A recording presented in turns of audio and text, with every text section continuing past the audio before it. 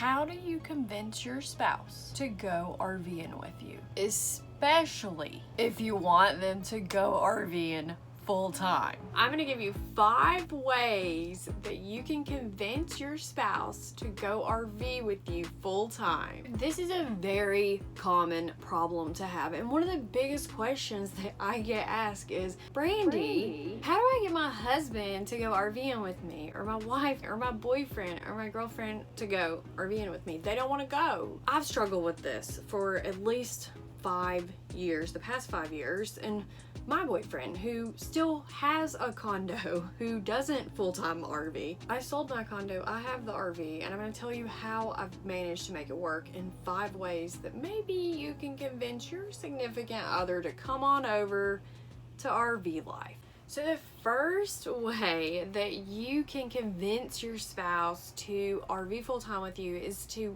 rent an RV or buy the right RV. Renting an RV may be more expensive than buying one, but you're able to try out different types and sizes of RVs if you rent them without actually purchasing the RV and dealing with all of the things that come along with owning an RV and maintaining an RV for yourself. You just pick it up and go. Or of course you can buy the right RV. So when I started RVing, one of the reasons that my boyfriend probably didn't like the idea of RVing had to do with the type of lifestyle and the RV that I had chosen. The first RV that I had was a travel trailer, and we had to do a lot of towing, and it was expensive, and there was a lot of setup involved, and I didn't know that you needed a generator to have electricity, and I didn't even know what an RV was. Okay, so I didn't really understand what I had bought and what it was capable of. So I had a travel trailer. I got into a horrible accident and I lost my travel trailer within 4 to 6 months of buying it. So I totaled my trailer and my tow car, and I really was starting back over, and it wasn't fun for anyone. So the first travel trailer was just a nightmare in general to set up, and it was new, so I had all these issues with it. And then I bought a brand new van. So it was a Mercedes Sprinter van. I had a 2016 Sprinter van, and I had so many issues with it. It ended up being a lemon. I worked something out with the manufacturer and the dealership to do a collateral swap, and ended up getting a 2018 van. It was a trade-off. It had a little bit different technology, so it wouldn't have the same issues from the year prior. And we were trying to fit 3 dogs, 2 adults, and run 2 businesses from this van. That turned into a nightmare. Then we didn't have an extra car, so if we set up, we had to have an extra car. That was another thing that was added to the list. Then we had to buy a trailer, and then we had to tow, and then we had to strap things down, so it was more work. And then someone stole my trailer. So that led me to the motorhome that I have now. I don't have to tow, my smart car goes inside, and our life is super easy. We don't have a lot of setup, we don't have to do much, and we can kind of live in the RV probably for at least a week or longer without having to connect to any kind of external power sources or water supply. Like, we could live in here. Or you could try going to an RV show or an RV dealership so that you can take a look around at all the different RVs and see the different types and sizes and lay in the beds and get a feel for what it would be like to be in these RVs. So actually going to a dealership, do you want all kinds of fancy features in the RV or not? All of these things play a role to your comfort level while you're RVing. So I bought for my comfort level as well as my lifestyle needs and budget, but I wanted to be comfortable because I was buying a home. I wasn't just buying a weekend hotel getaway. The second way to convince your spouse to go RV full time is to try stationary RV living. So living in an RV park or staying stationary somewhere on land, maybe boondocking, but not moving around. Because moving in an RV 24/7 can make it really hard when you're first getting started to work or get anything done, either in your work or the home life or on the actual RV itself. Plus, you're learning about this new RV and having to adjust to this lifestyle. And you don't want to be moving 24/7 or a lot. You want to kind of stay stationary so that you can learn about the scenery and the places that you're at and actually enjoy the places that you go to visit. So when I started living stationary in my RV, I actually have learned more about my RV than I knew before, and I've developed a way different philosophy of how I would go out into the RV world now. So I've been stationary for probably about a year now when COVID hit, but before that I was traveling 24/7 with different RVs. With stationary RV living has actually allowed my spouse, my boyfriend, to enjoy the RV life and adapt to it a lot more. Try finding an RV park that is close to your home so that you can get the hang of this. Maybe it could be like your second home or your little getaway until you decide to really dive in full time. Or maybe if you have a spot in your yard that you could hook up your RV, you could hook it up, you could run power to it and water, and maybe at least try some of the things out that you might do if you were out in the RV, and just like camping in the backyard, I guess I would say, to get the hang of things before you actually venture out. And when I say close, finding a place close to home, I want you to know when COVID happened, I settled down in the RV about an hour and a half to an hour and 45 minutes. It could be 2 hours away from the condo or my boyfriend's house. I'm in between family as well. So I have family here where I'm at, kind of like both ways. I'm off of a main interstate and I can go where I need to go, but I'm on a beautiful lake. It's just kind of like a getaway. So people kind of come here as, we call it the lake house, but really it's Brandy's house. My boyfriend does come here a lot, and he'll be here for 2 weeks and then maybe go home for a few days or home for a week and then come back. And then sometimes I will go venture into the city, back to foreign land, normal life, I guess you would call it.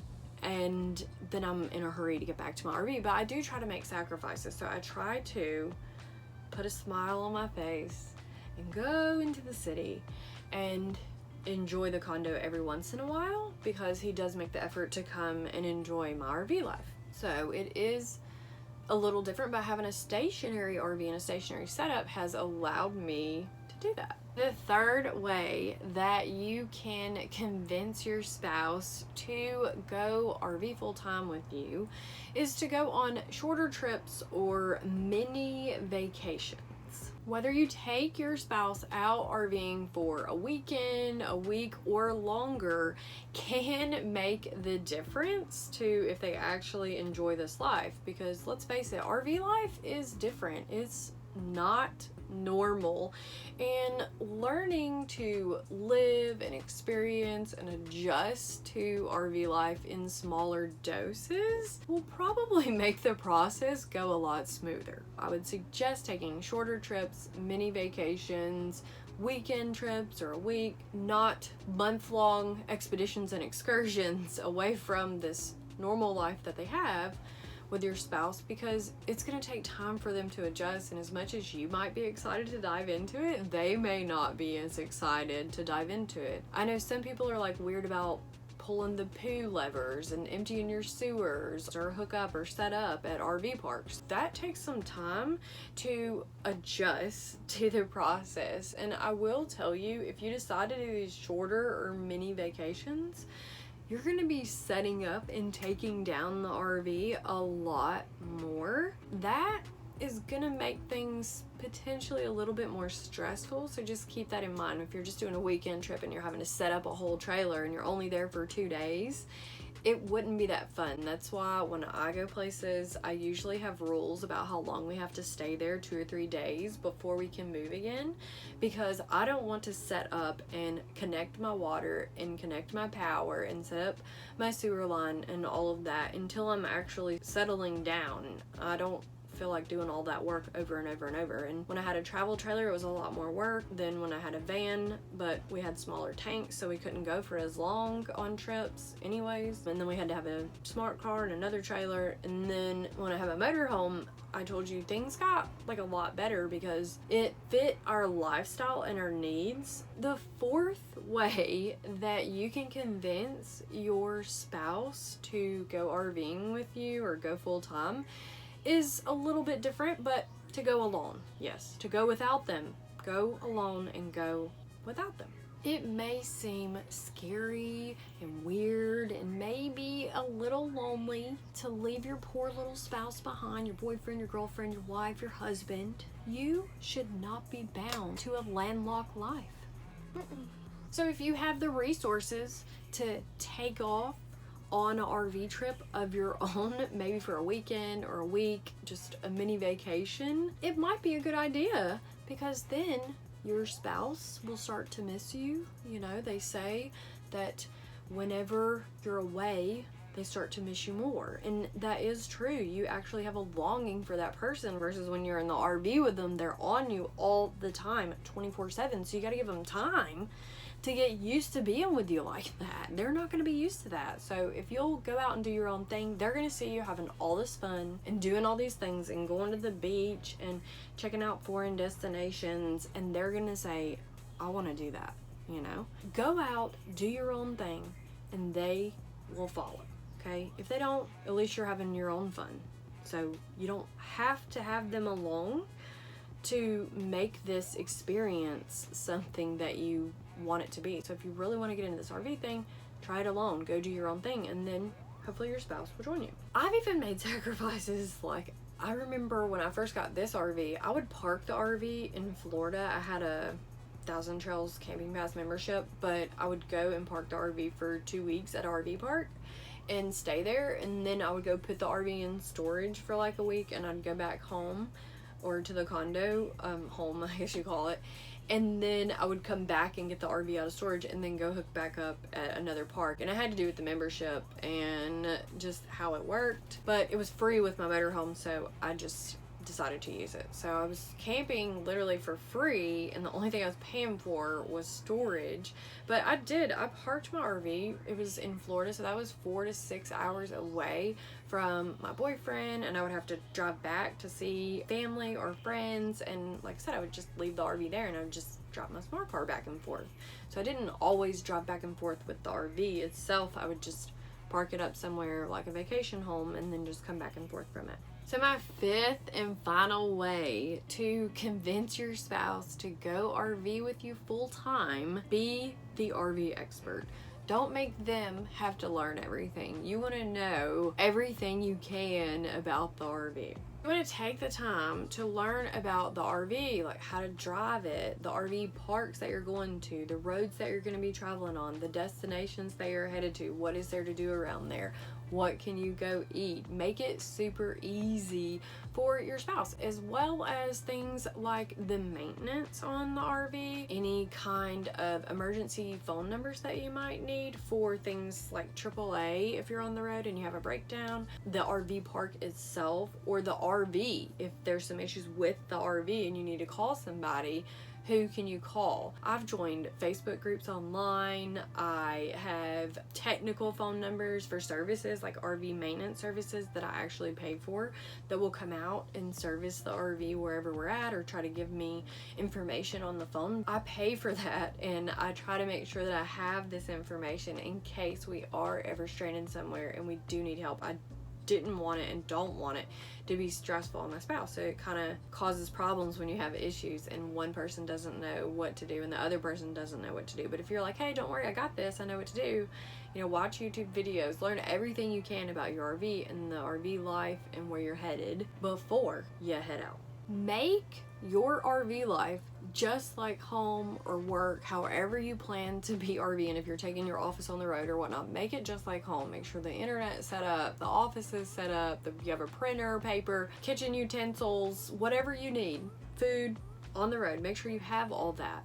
so it feels just like home, because no one wants to add more stress knowingly to their life. And if you want to take the burden off of your spouse in this new lifestyle, the best way to do that is to make it feel like home. So you're trying to tell them to come over to this new life, change their lifestyle, and you really just don't want it to be stressful. So you don't want them to knowingly feel like they're diving into this extremely stressful craziness of chaos. So make it easy for them. Now you know 5 ways that you can convince your spouse to go RV with you. And when I started RV life, I had no idea what I was diving into. I wasn't even sure if my boyfriend was going to come along with me. I know exactly what you feel like and what it felt like to go through this process. My RV life turned into something way bigger than I ever could have imagined, which is why I say just do you, boo, and embark on your dreams and they will follow. But I know it can be scary getting started, so if you want someone to guide you and you want community and support and help planning and preparing and getting your RV life started, then you can book a call with me and I will help show you the way. We can talk about what kind of RV life you want to have. Below this video, I will drop a link to chat with me and we can start planning your RV life, whether your spouse wants to come or not. I'm blogging Brandy from RVersity, a university for RVers. If you like this video, hit the like button below. Thanks for watching. Don't forget to subscribe and I'll see you in the next video.